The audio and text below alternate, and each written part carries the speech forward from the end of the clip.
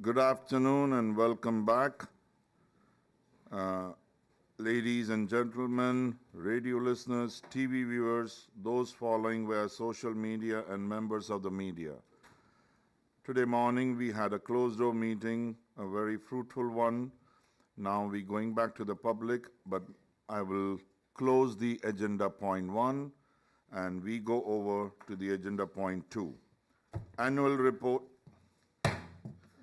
Annual Report 2021, Social Economic Council IS/1218/2021-22 dated August 23, 2022. On August 23, 2022, Parliament received a copy of the Annual Report 2021 of the Social Economic Council. This document registered as incoming document IS/1218/PY2021-22 and can be found on the P drive of Parliament. At this time, I would like to give the floor to the Chairman of SER, Mr. Damian Richardson, for his introductory remarks and presentation. Mr. Richardson, you have the floor. Thank you, Chairman Miliani, and thank you again to the Parliament for having us. And I thank you also to be noticed that I'm here with the Secretary General, Gerard Richardson, as well as the Acting Secretary General, Ms. Sharon Arnell, who is also the Senior Policy Advisor at the SER. Today highlights, we're going to be presenting basically, it's about 10 years that the SER is in existence. And this annual report happened to be the 10-year anniversary presentation or report. And that was already presented to the Prime Minister, and as well as now also having been sent to Parliament. So for that, I just wanted to introduce a couple of points. The fact that there have been chairmans over the last years, and I just want to mention their names.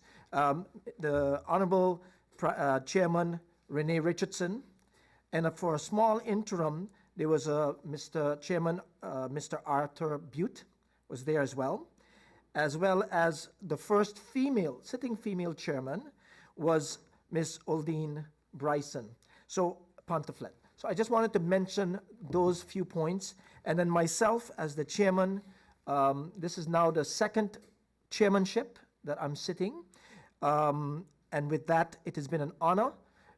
It's been also a challenge seeing the many different advisory issues, but I can tell you with success that the SER has assailed, and the staff, I can tell you, has been really an incredible journey, adventure over the last years to see the different milestones that they've overcome.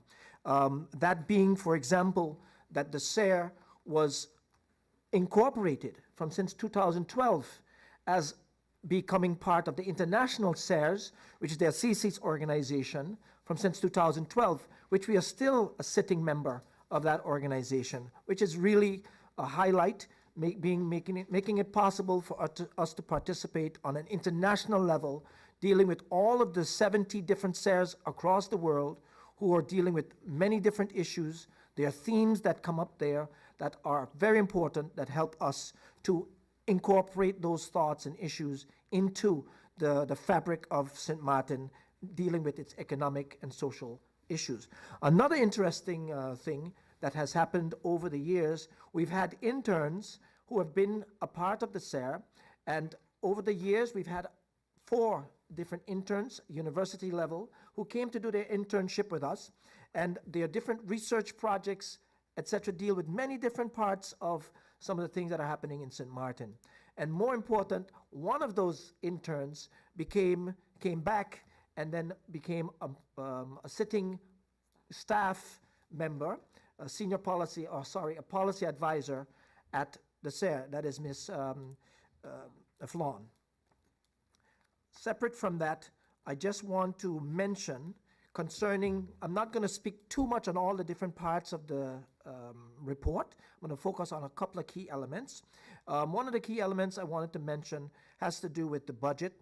seeing that there was a budget, but seeing that COVID-19 hit us and a lot of things happened online, we were able to cut that budget and do most of the trainings that happen also because the SARE staff are constantly being trained and sharpened at all times during the year so that we continue to have that level of quality in terms of the advices being prepared, etc. So with that, the budget was cut up down to 40%, and with that, most of the trainings, etc., happened online.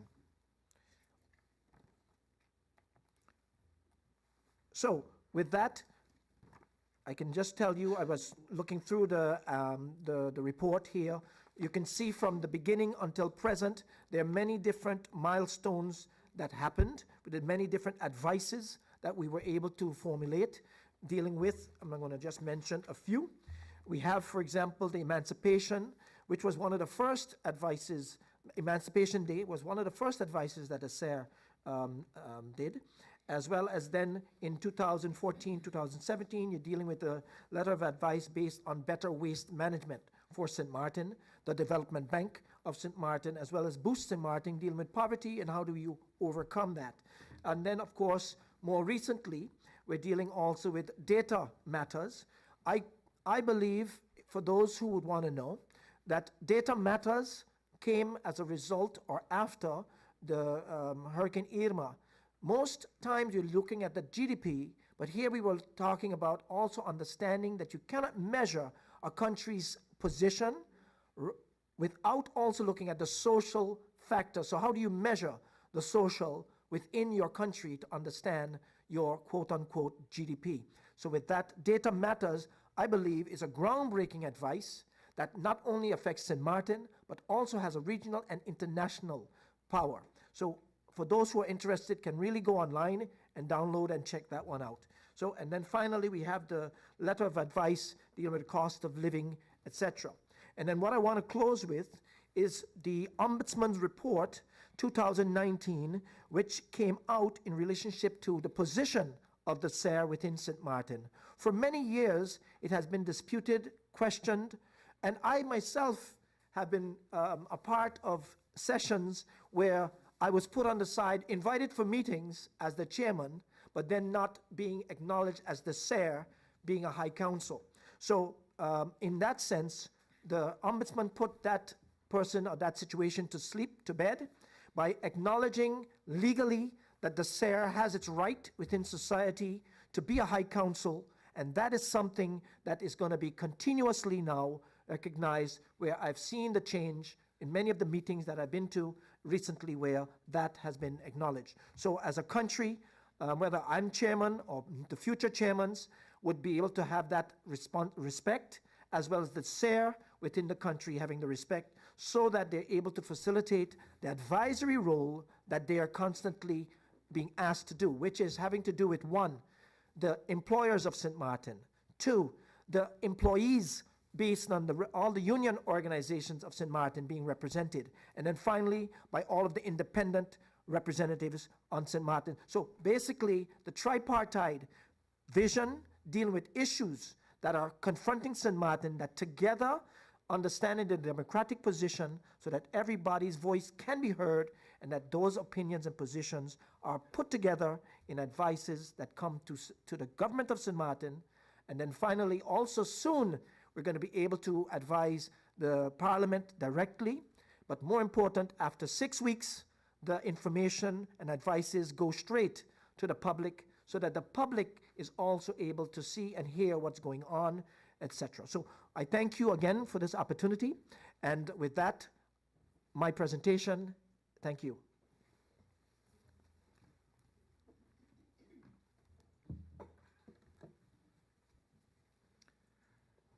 Thank you, Mr. Richardson. Are there any questions on the presentation or?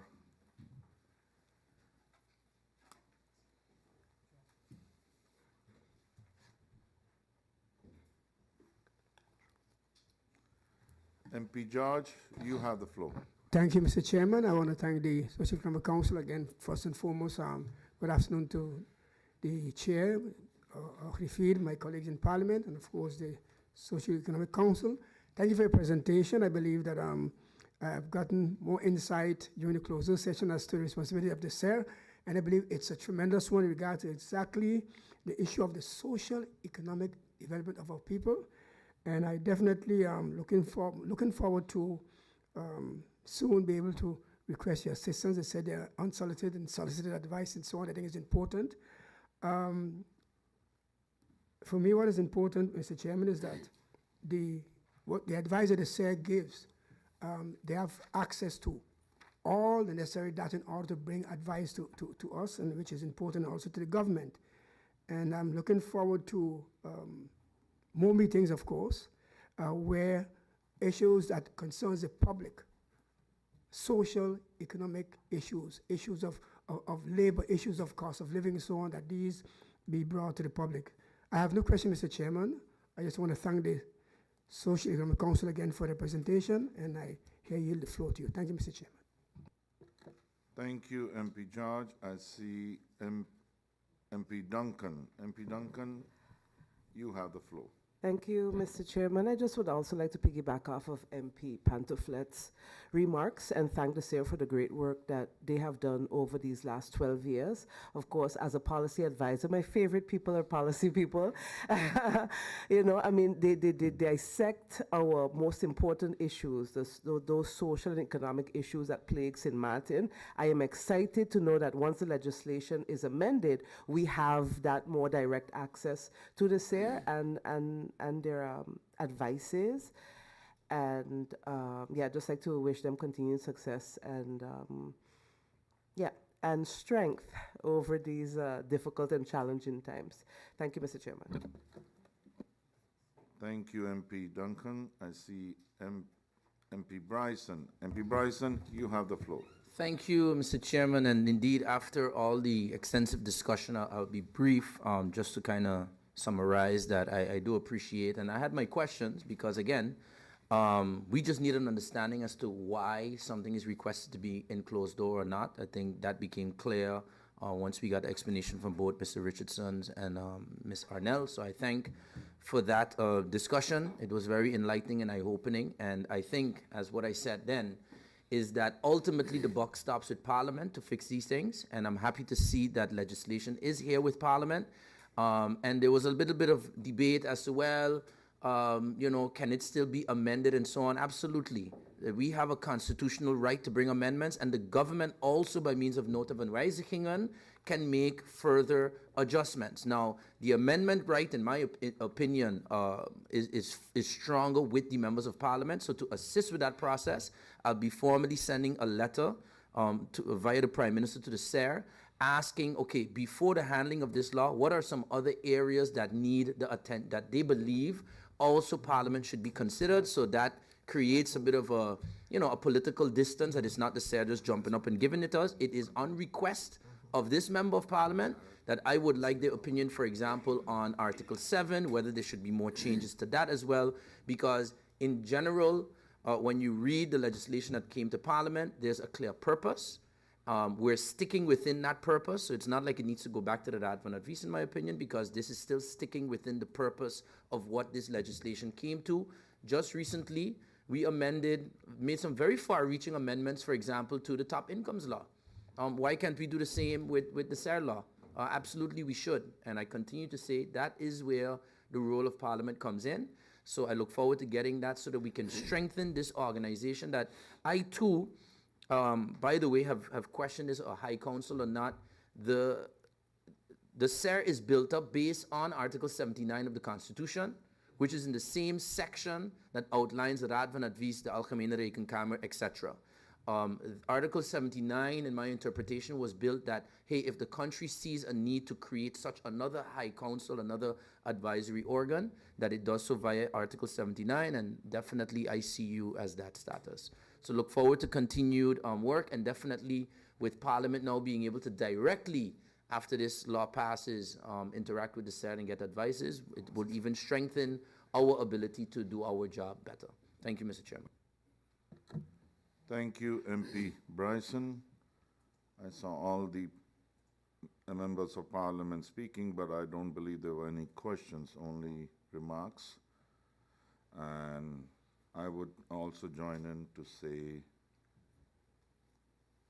to add to this point that in the closed door meeting, thank you for opening my eyes more further than to just knowing one side of the story. So this will help me to take a sound decision, sound advice to give, and I would thank you for that. And before closing the agenda point 2, I would like to give the floor to Mr. Damian Richardson or the support staff if they would like to add something more to it. Mr. Damian Richardson, you have the floor. Thank you, Chairman. With that, SG, go ahead. Make your statement. So I just want to take this opportunity to thank a few people, mainly in government, that assisted the SAD through this challenging time. During challenging times, we also have to thank the liaison that was appointed to assist the SAD, where areas in communication has improved tremendously. We're seeing that our proposals and amendments are being taken into consideration. Also, the Prime Minister for the tireless work that she inherited where it pertains to the ongoing impasse of the employers. I know that the SER staff has been working tirelessly as well to resolve this matter. And it's worth to say that it's in our 10th anniversary that we're dealing with such a matter, but it's for the better. But we acknowledge what we've been through, what we're dealing with, and it's important to acknowledge the persons that helped us to get here. MP Westcott is not here, but also our thanks to her because the SAD was initiated under her prime ministership. So we just want to give the dues to those that deserve it while they were here, and also all of the prime ministers that brought the SAD up to the level that it is, and that showed the SAD its place in the legislative process. We believe that we're heading in the right direction. And last but not least, I want to thank all of the MPs that came today with the questions, the tough questions, and we had some far-going discussions during the closed-door session. But I'm sure that you are better enlightened now with what's been going on in the SAD, also with regards to our history. So I want to thank all of you today for your questions that you had today. And thank you also, Mr. Chairman, for your time and the Krifir. Thank you.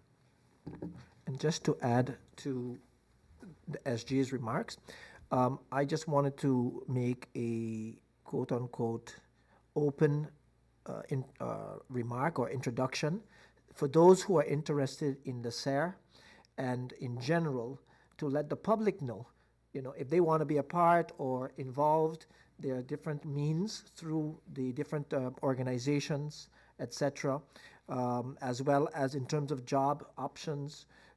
In other words, being a part of the High Council or High Councils on St. Martin so that we as a society would be able to give back to our country.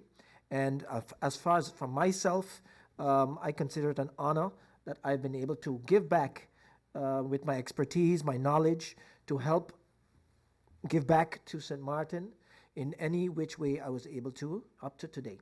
So again, I'm working with two, and I always say that, two of the sharpest examples of excellence, which is Ms. Arnell, the senior policy advisor, and the acting SG, as well as the SG, who's also, again, some of the most seasoned and excellent workers that I've been actually honored to work with. And I can tell you that from staff to staff, the same thing in terms of quality.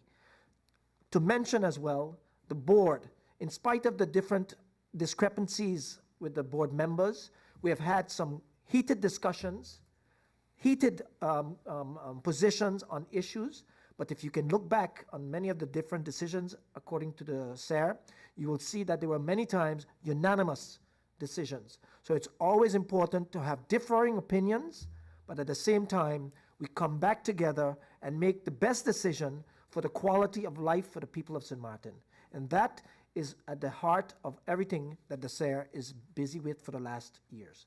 So thank you for the opportunity and for us being here. Take care. Thank you, Mr. Richardson, and thank you for being here today.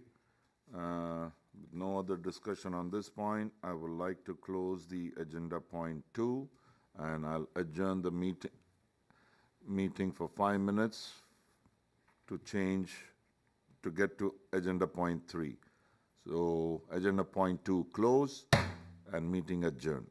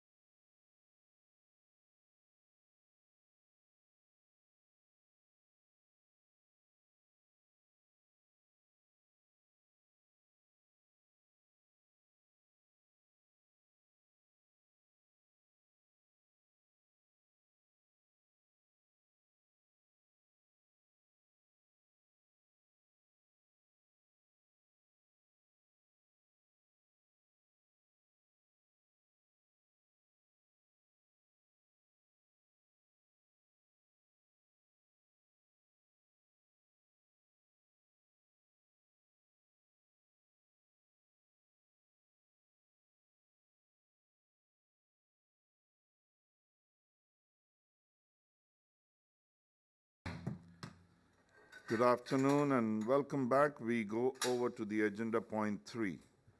Approval of travel to the public entity SABA for the 47th annual celebration of SABA Day on Friday, December 2nd, 2022, under document IS/178/2022-23 dated November the 10th, 2022.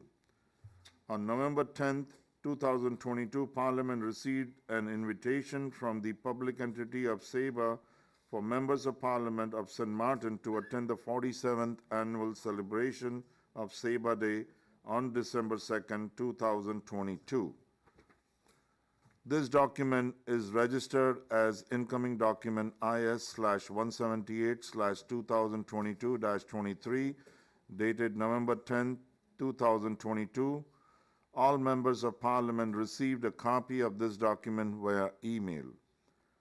The proposal is to approve this work visit in order for a maximum of 4 members of Parliament, 1 member per faction, to attend this event on behalf of Parliament, accompanied by the Secretary General. The proposal is for the following delegation to attend, which is so far MP Sarah Westcott Williams and MP Christopher Emmanuel. Are there any other? MP Grisha Heiliger Martin, MP Duncan, MP Angelique Rumo.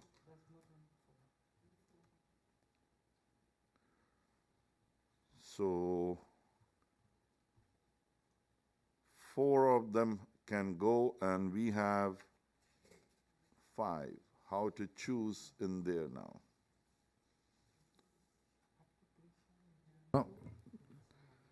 Chairman, I have a question.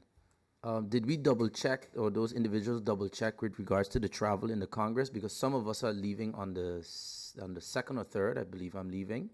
So just to double check that they also check if they're not already traveling to the Netherlands. Let's say I think MP Marlin, I'm not sure. You might want to double check that. Are there anyone going on that, and will that affect its 3 days apart?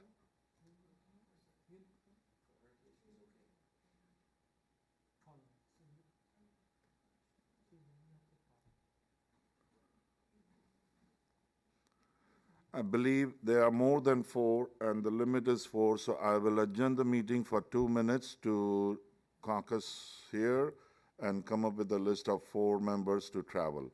Meeting adjourned for 5 minutes.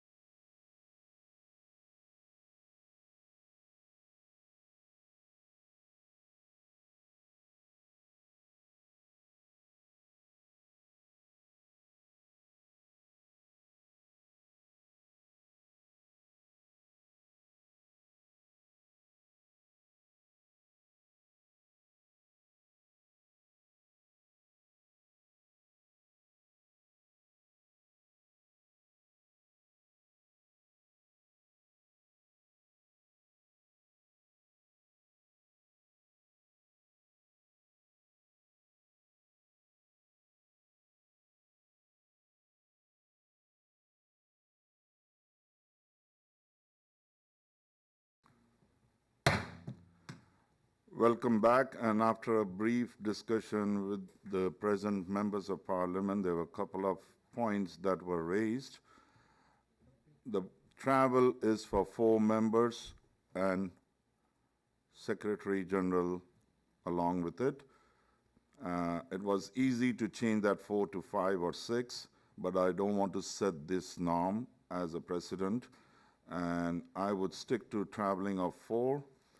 There was an already notification by MP Sarah Westcott Williams and MP Emmanuel that they would prefer to go, which on normal circumstances, when the members are only 4 and only 4 are filled in the list, nobody objects.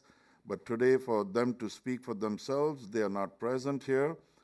But when I took the count, I got additional 3 members. And the 3 members are MP Grisha Heiliger Martin, MP Solange Duncan, and MP Angelique Rumu. So I would suggest those 3 who are present here would go, and the 4th one would be a choice between MP Sarah Westcott Williams and MP Emmanuel to choose. But the travel will be 4 plus 1 SG. Is that okay with all present here? Yes, I see a nod from everyone. The proposal is furthermore to approve the travel arrangements for the delegation 3 plus 1, which is under question mark, to be approved. To which member? Nothing more, no more comments. The proposal is then approved.